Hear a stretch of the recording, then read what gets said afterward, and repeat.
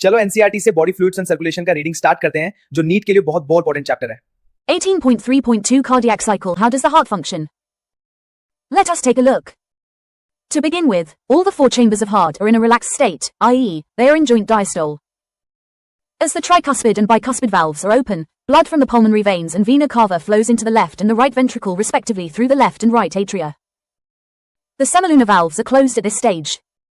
The SAN now generates an action potential which stimulates both the atria to undergo a simultaneous contraction, the atrial systole. This increases the flow of blood into the ventricles by about 30%. The action potential is conducted to the ventricular side by the AVN and AV bundle, from where the bundle of His transmits it through the entire ventricular musculature. This causes the ventricular muscles to contract, ventricular systole. The atria undergoes relaxation, diastole, coinciding with the ventricular systole.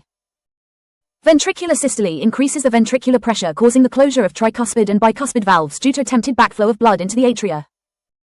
As the ventricular pressure increases further, the semilunar valves guarding the pulmonary artery, right side, and the aorta, left side, are forced open, allowing the blood in the ventricles to flow through these vessels into the circulatory pathways.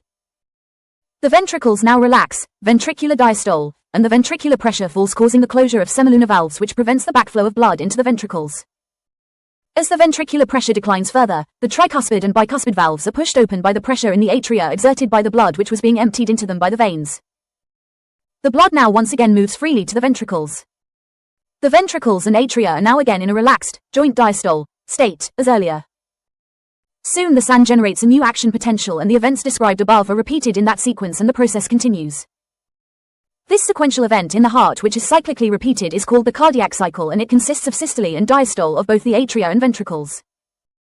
As mentioned earlier, the heart beats 72 times per minute, i.e., that many cardiac cycles are performed per minute. From this it could be deduced that the duration of a cardiac cycle is 0.8 seconds.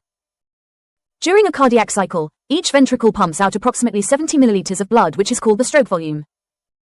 The stroke volume multiplied by the heart rate, no of beats per minute, gives the cardiac output.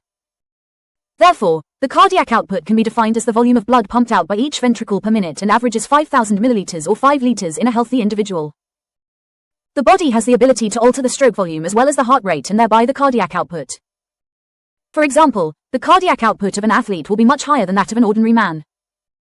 During each cardiac cycle, two prominent sounds are produced which can be easily heard through a stethoscope.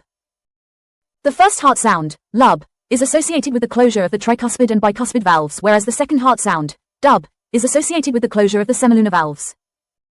These sounds are of clinical diagnostic significance. ऐसे ही video और shorts देखने के लिए subscribe करो बायोटिप्स NEET को।